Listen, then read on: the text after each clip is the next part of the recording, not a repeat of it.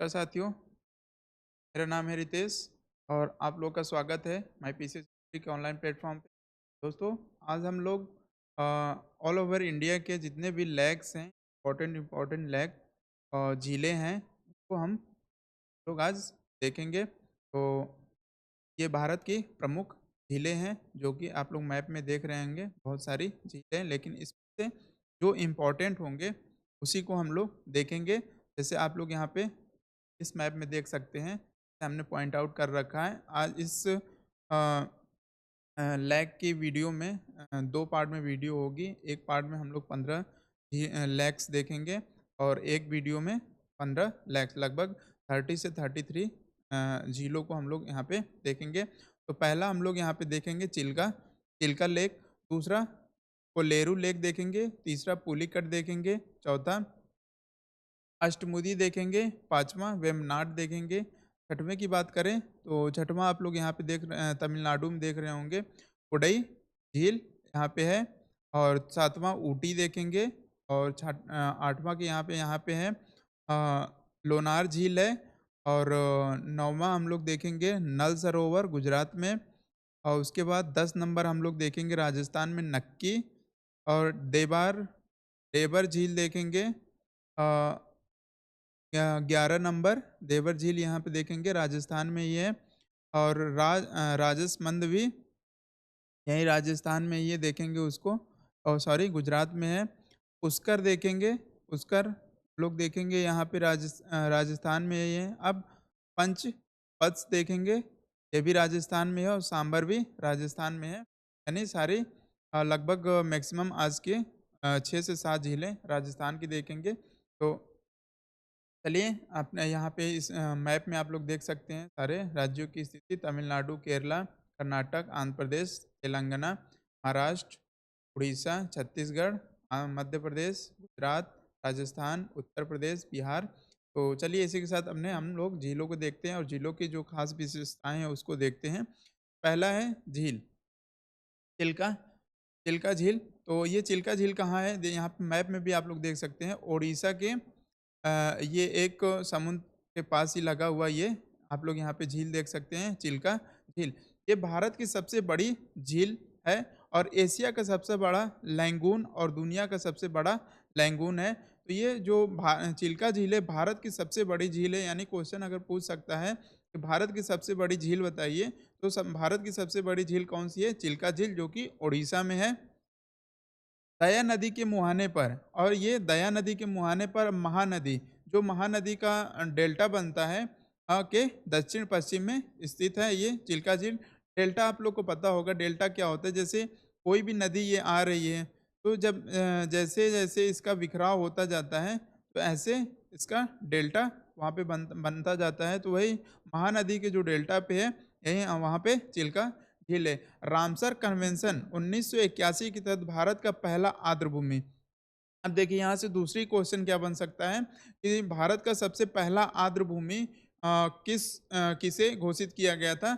Ramsar convention 1981 के तहत। और यहाँ पे देख सकते हैं, यहाँ पे रामसर कन्वेंशन भी दिया हुआ है कि रामसर कन्वेंशन कब हुआ था।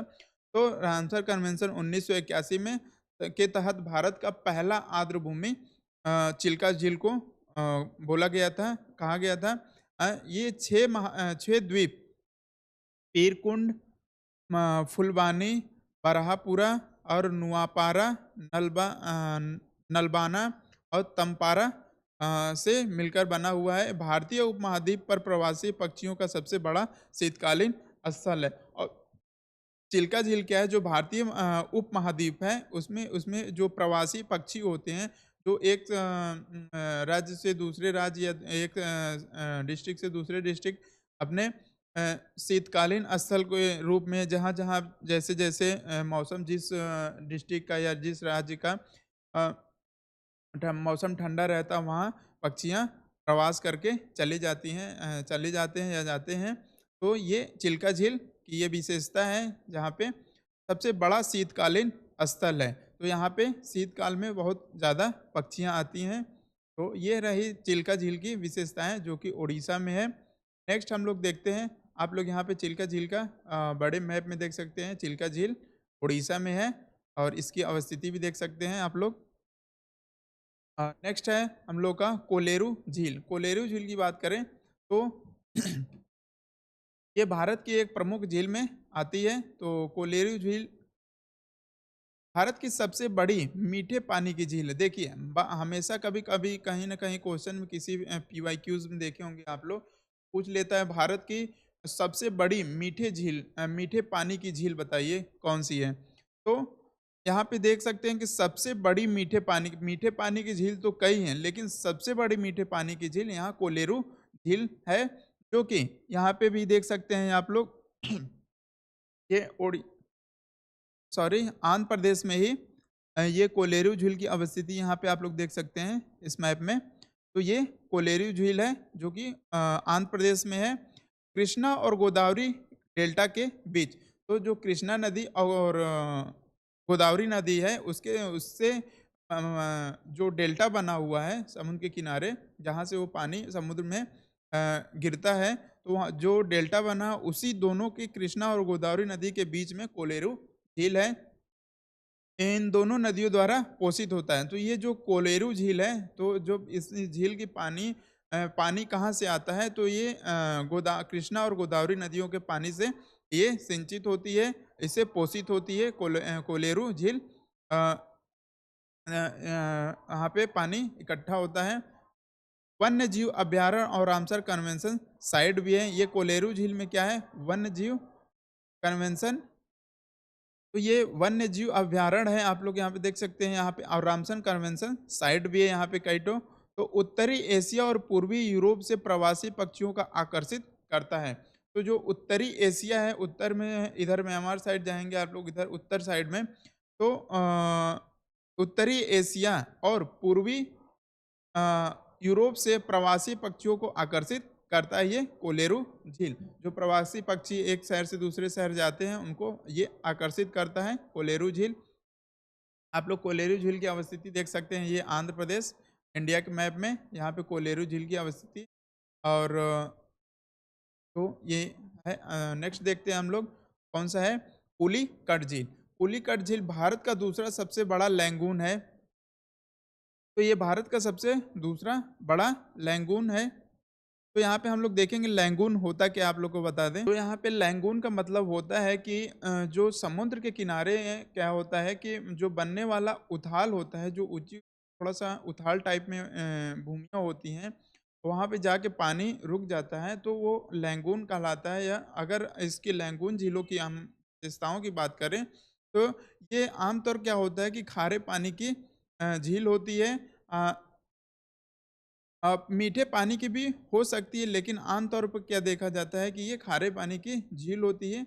ये गतिशील वातावरण की होती है, जो लगातार जैसे ज्वार होता है, लहरों अवसादनों से प्रभावित होती है। जैसे लहर आई, समुद्र से लहरें आई, आके उस झील में पानी लहर के माध्यम से पानी उसके अंदर चला गया, तो ये लैंगून होती है, जो कि एकदम समुद्र के किनारे ही उथाल पे ऊंची पे रहती हैं। जैसे उनके बाउंड्री बनी होती है ऊंची सी, जैसे और लहर आती है, जैसे लहरें बहुत ऊंची ऊंची होती हैं, तो उन लहरों से उसके अंदर पानी चला जाता है, फिर पानी वहाँ पे रुका रहता है। तो उससे बनने वाली ये पुलिकट झील है। ये आंध्र प्रदेश के दक्षिण भाग 86% और तमिलनाडु के उत्तरी भाग 14% इसमें शामिल है।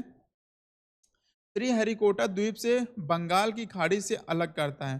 तो जो श्रीहरिकोटा द्वीप है, इसे बंगाल की खाड़ी से अलग कर देता है। तो यहाँ पे आप लोग देखेंगे जो श्री हरिकोटा द्वीप है, जैसे द्वीप क्या होता है, ये समुद्र में जो अ, पानी सूख गया होता है और वहाँ पे जो भूमि दिखाई देने लगती है, तो वही द्वीप हो जाता है। तो ये जो श्री हरिकोटा द्वीप है, उसे और बंगाल की खाड़ी से इसे अलग करता है। यहाँ पे मछली पकड़ना और यहाँ पे पर्यटन स्थल है। तो यहाँ पे मछली पकड़ने का ज़्यादा कार्य होता है, और पर्यटन से वहाँ पे लोग घूमने के लिए जाते हैं। नेक्स्ट हम लोग देखें तो आप लोग समझ गए होंगे कि पुलिकट कहाँ है। तो ये आंध्र प्रदेश और तमिलनाडु के बीच में, तमिलनाडु का 14% हिस्सा आता है उसमें, और आंध्र प्रदेश का 86%। आप लोग यहाँ पे इसकी अवस्थिति भी देख सकते हैं। ये आप लोग आंध्र आंध्र प्रदेश देख सकते हैं, आंध्र प्रदेश है और ये पुलिकट झील है और ये तमिलनाडु है। तो तमिलनाडु का ये आप लोग देख रहे होंगे 14% ये है, बाकी 86% इधर से है और ये बे ऑफ बंगाल आप लोग देख रहे हैं यहाँ पे। नेक्स्ट है अष्टमुदी। अष्टमुदी केरल का दूसरा सबसे बड़ा बैक वाटर है। तो ये केरल का सबसे बड़ा बैक वाटर है, भारत की सबसे गहरी आर्द्र भूमि है। अब देखिए यहाँ पे आर्द्र भूमि, पहली आर्द्र भूमि पूछ लिया, तो अब दूसरा हम लोग आर्द्र भूमि के बारे में देख रहे हैं कि सबसे गहरी आर्द्र भूमि कौन सी है, तो अष्टमुदी को कोलेम के पास है ये। कई कोने अपने नाम के अनुरूप रामसर कन्वेंशन के तहत और मुनरो 8 छोटे द्वीपों का एक समूह है। पर्यटन, नारियल, मत्स्य पालन, खनिज और ये अष्टमुदी यहाँ पे क्या होता है, पर्यटन के रूप में ये लोग यहाँ पे जाते हैं घूमने के लिए। यहाँ पे नारियल का उत्पादन ज़्यादा होता है। मत्स्य पालन, यहाँ मछली पालन अधिक मात्रा में होता है और यहाँ पे खनिज संसाधन बहुत ज़्यादा हैं। तो ये अष्टमुदी है जो कि केरल में अष्टमुदी झील है जो केरल में है। आप लोग यहाँ पे मैप देख सकते हैं अष्टमुदी लेक का, और जो कि यहाँ पे केरलम अ, केरल में है अष्टमुदी झील। नेक्स्ट देखते हैं हम लोग, नेक्स्ट कौन सा है, पांचवा वेम्बनाड। वेम्बनाड ये भी एक केरल में ही है। भारत की सबसे बड़ी बैक वाटर झील ये भी है, भारत की सबसे लंबी झील। और देख रहे हैं ये कहाँ झील इसकी कहाँ तक विकसित है, तो ये केरल में वेम्बनाड लेक है। ये इस शहर कौन कौन से शहर को ये कवर करती है, कोच्चि, एर्नाकुलम, अल्लापुझा। और द्वीप की बात करें तो इसमें द्वीप कौन कौन से आते हैं, वाइपीन, वल्लरापदम, वेलिंगटन आदि।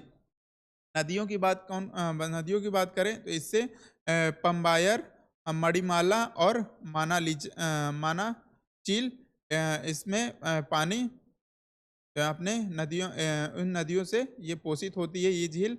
और इसमें इसमें भी मछली पकड़ना और पर्यटन और व्यापार से के लिए महत्वपूर्ण है। यहाँ पे मछली पालन किया जाता है, मछलियों को पकड़ा जाता है, पर्यटन के स्तर से लोग घूमने जाते हैं और यहाँ पे व्यापार भी होता है। तो ये केरल की वेम्बनाड लेक लेक है। नेक्स्ट है हम लोग यहाँ पे, आप लोग इसके अवस्थिति देख सकते हैं इंडिया में। आप लोग यहाँ पे केरल की ये अवस्थिति है, केरल में ये झील आप लोग यहाँ पे देख रहे हैं। और ये वेम्बनाड लेक है, पूरे को वेम्बनाड लेक नाम दिया गया है। नेक्स्ट है कोडई झील। कोडई झील आप लोग देख रहे होंगे तमिलनाडु के कोडई कनाल शहर में स्थित मानव निर्मित झील है। तो ये आप लोग यहाँ पे अवस्थिति इसकी देख रहे हैं कोडई कैनाल की, जो तमिलनाडु में है। कोडई कैनाल का सबसे लोकप्रिय भौगोलिक स्थल चिन्ह और पर्यटन स्थल है। सर वेरे हेनरी लेविंग, मदुरै के तत्कालीन कलेक्टर, जब ये बनवाया गया था इस कोडई झील को, तो 1863 में झील बनने में सहायक थे। ये जो तत्कालीन वहाँ के कलेक्टर थे, जिनका क्या नाम था, मदुरै के जो मदुरै के तत्कालीन कलेक्टर थे सर वेरे हेनरी लेविंग 1863 में। तो इस झील को बनाने में इनका बड़ा योगदान था। कोडई झील जो कि तमिलनाडु में है। इसकी आप लोग मैप देखना चाहें तो कोडई झील ये देख सकते हैं, कोडई कैनाल। नेक्स्ट है ऊटी झील। ऊटी झील की बात करें तो ये भी तमिलनाडु में है। ये ऊटी झील की अवस्थिति आप लोग देख सकते हैं। ऊटी नगर के मध्य एल आकार का एल आकार की झील लगभग 2 किलोमीटर लंबी है। नौका विहार का लोकप्रिय स्थान है। नौका विहार क्या होता है, जो एक देखे होंगे पानी में एक पतली सी नाव टाइप में होती है, उसमें कुछ लोग रहते हैं, उसमें उस नाव को खेते हैं। और तो इसी प्रकार यहाँ पे नौका विहार है, यहाँ पे बोटिंग होती है। तो ये ऊटी झील की विशेषता है। और इसका निर्माण श्री जॉन सुल्विन, ऊटी के पहले कलेक्टर द्वारा, तो ऊटी के जो उस समय कलेक्टर थे 1823 से 1825 के बीच, इसका निर्माण किया गया था ऊटी झील का। वहाँ उस समय वहाँ के कलेक्टर थे जॉन सुल्विन। ये ब्रिटिश इंडिया की बात हो रही उसी समय बना था, ब्रिटिश इंडिया के समय। तो ये ऊटी की अवस्थिति है तमिलनाडु में, आप लोग देख सकते हैं। नेक्स्ट है लोनार झील। लोनार झील की बात करें तो ये भी महाराष्ट्र, ये लोनार झील कहाँ है? महाराष्ट्र के बुल्ढाणा जिले में लोनार में एक खारे पानी की झील है, और प्लेस्टोसीन युग के दौरान पृथ्वी पर उल्का पिंड के टकराने से बनी। तो उल्का पिंड क्या होता है कि जैसे उल्का कोई है तो वो पृथ्वी पे गिर जाता है, तो जब उल्का गिरता है तो वो बहुत भारी और विनाशकारी होता है। तो जहाँ पे वो गिरा था वहाँ पे गड्ढा हो गया था, उस गड्ढे में जो पानी आके एकत्रित हो जाता है बारिशों का, तो उससे ये बनने वाला झील है लोनार झील। और भारत में महान बेसाल्टिक संरचना में एकमात्र गड्ढा है। तो ये जो कि ये उल्का पिंड जो यहाँ पे गिरा था उसके जो जिससे गिरने के वजह से जो गड्ढा हो गया था, तो वह एकमात्र एक ये गड्ढा के रूप में है, तो इसे लोनार झील है। अब यहाँ से पानी नदियों से आके यहाँ पे इकट्ठा हो जाता है, तो यहाँ पे झील बन गया है। अब ऐसा नहीं है कि ये एक गड्ढे की तरह है, मतलब यहाँ पे आप लोग जाएँगे घूमने के लिए देखेंगे, तो यहाँ पे पूरा जैसे एक नदी टाइप में अ, एक एरिये में बना हुआ है। नेक्स्ट बात करें इसकी तो नल सरोवर जो अहमदाबाद के पश्चिम से में 64 किलोमीटर दूर पे है। ये नल सरोवर आप लोग गुजरात में देख सकते हैं, यहाँ पे इसकी अवस्थिति है। क्षेत्रफल इसकी 123 वर्ग किलोमीटर है। नल सरोवर पक्षी अभयारण्य का केंद्र बिंदु है। तो ये पक्षी अभयारण्य का एक केंद्र बिंदु है। यहाँ पे पक्षियाँ हर प्रकार की पक्षियाँ लगभग 100 प्रकार की पक्षी यहाँ पे देखने को आप लोगों को मिल सकते हैं। एक प्राकृतिक झील जो पक्षियों के लिए एक उत्कृष्ट घोंसला बनाने का स्थान है। पक्षियाँ यहाँ पे एक-एक नमूने प्रकार के घोंसला यहाँ पे आप लोग को देखने को मिल सकता है। इसे रामसर कन्वेंशन साइट अंतर्राष्ट्रीय महत्व की आर्द्र भूमि यानी रामसर कन्वेंशन में इसको भी घोषित किया गया है के रूप में प्रस्तावित किया गया। अभी इसको प्रस्तावित किया गया है, हो सकता है कुछ वर्षों में ये नल सरोवर को भी रामसर भूमि घोषित कर दिया जाए। तो ये आप लोग इसकी अवस्थिति देख सकते हैं। नल सरोवर झील गुजरात में है। और नेक्स्ट फ्लो का है 10वां नक्की। तो नक्की की बात करें तो ये भी माउंट आबू में स्थित ये राजस्थान में है। आधा मील लंबी और चौथाई मील चौड़ी है। तो आधा मील लंबी है और चौथाई मील चौड़ी। आधा मील की बात करें तो लगभग 1.5 से 2 किलोमीटर होगा, और चौथाई मील यानी 1/4 यानी लगभग कह सकते हैं कि लगभग 800-900 मीटर चौड़ा है। तो ये एक लोकप्रिय पर्यटन स्थल है, यहाँ पे लोग बहुत घूमने आते हैं। नक्की झील पे महात्मा गांधी की अस्थियां विसर्जित की गई हैं। इसी नक्की झील में महात्मा गांधी की अस्थियों को विसर्जित किया गया था। ये राजस्थान के ये आप लोग इसकी अवस्थिति देख सकते हैं कहाँ पे है। ये नक्की लेक है राजस्थान की। मैप में देख लीजिए, ये नक्की झील राजस्थान। अ, तो इस वीडियो में हम लोगों ने 10 लेक्स को देखा जो कि इम्पोर्टेंट थे। कौन कौन सा है? चिल्का झील है, चिल्का, कोलेरू, पुलिकट, अष्टमुदी, वेमनाड, कोडई झील, ऊटी झील। टी के साथ साथ हम लोगों ने देखा नल सरोवर, और 10वां देखा हम लोगों ने नक्की। अब नेक्स्ट वीडियो में हम लोग इसके आगे 10 और इम्पोर्टेंट झील्स देखेंगे जो कि हर एक एग्ज़ाम के लिए आप लोग को इम्पोर्टेंट है ये। और किसी न किसी भी एग्ज़ाम में एक क्वेश्चन ज़रूर झीलों से रहता है। जैसे किसी पूछ लिया मीठे पानी की झील बताइए, सबसे बड़ी झील कौन सी है ये बताइए। तो इस प्रकार से लगभग 1 से 2 क्वेश्चन आप लोगों को यहाँ से देखने को मिल जाएगा। तो चलिए यहीं पे अपने वीडियो को समाप्त करते हैं। मिलते हैं सेकंड पार्ट में इसी के कंटिन्यू करते हुए 11 से 20 देखेंगे। और चलिए धन्यवाद।